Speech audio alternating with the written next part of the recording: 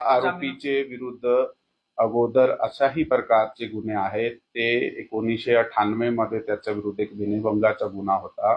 त्याच्यानंतर 2015 मध्ये त्याच्या विरुद्ध एक विनयभंग आणि पॉक्सो गुन्हा होता, ज्यामध्ये पॉक्सो आणि विनयभंगाचे कलम होते. या प्रकरणामध्ये BNS कायद्याप्रमाणे FIR क्रमांक 169/2026 राजगड पोलीस स्टेशन या ठिकाणी दाखल करण्यात आलेली आहे. पुढील तपास चालू आहे. आरोपीला अटक केल्यानंतर आता पुढे तपास आमचा चालू आहे. सर, लोक आक्रमक झालेले आहेत. त्याची मागणी आहे की प्रकरण लवकरात लवकर फास्ट ट्रॅक कोर्टात चालावं. त्या दृष्टीनं काय तयारी केली आपण, काय करतो पुढे तपास? अशा घटना घडल्यानंतर साधारणतः जे एक इमोशनल जे रिॲक्शन जे आहे ते पब्लिक कडून येत आहे. काल सुद्धा अशा प्रकारची एक सिच्युएशन निर्माण झाली होती. त्यामध्ये काही वेळापुरता लोक रस्त्याकडे आले होते. मग त्यांना समजून जाऊन सांगितलं गेलं आहे की आम्हीच तपास करणार आहे आणि ह्यामध्ये जे आरोपी होता त्याच्या बाबत काही कुठल्याही प्रकारची माहिती नव्हती.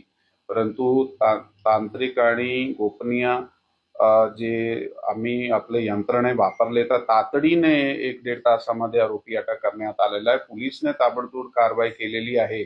आता तुम्ही आमचं सहकार्य करा. ते लोकांनी काल ऐकलाय, सहकार्य केलाय, ते शांततेने आहे, ते प्रोटेस्ट करत आहे, परंतु ते शांततेने आहे आणि पोलिसाच्या सहकार्य करत आहात.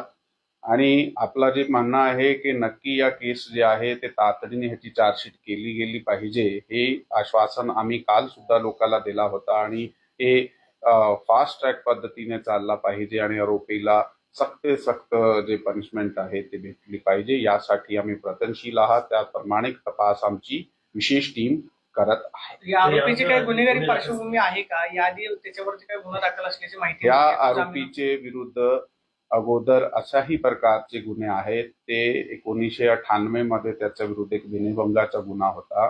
त्याच्यानंतर 2015 मध्ये त्याच्या विरुद्ध एक विनयभंग आणि पॉक्सो गुन्हा होता, ज्यामध्ये पॉक्सो आणि विनयभंगाचे कलम होते. त्यातून त्याचा 2019 मध्ये केसमधून ॲक्विटल झालेला आहे आणि हा 65 वर्षाचा व्यक्ती आहे, पण त्याची प्रवृत्ती तशी आहे असं आमचे तपासामध्ये निष्पन्न झालेलं आहे. तो डेली वेजर आहे. असाही गावात काम करत आहे, इकडे तिकडे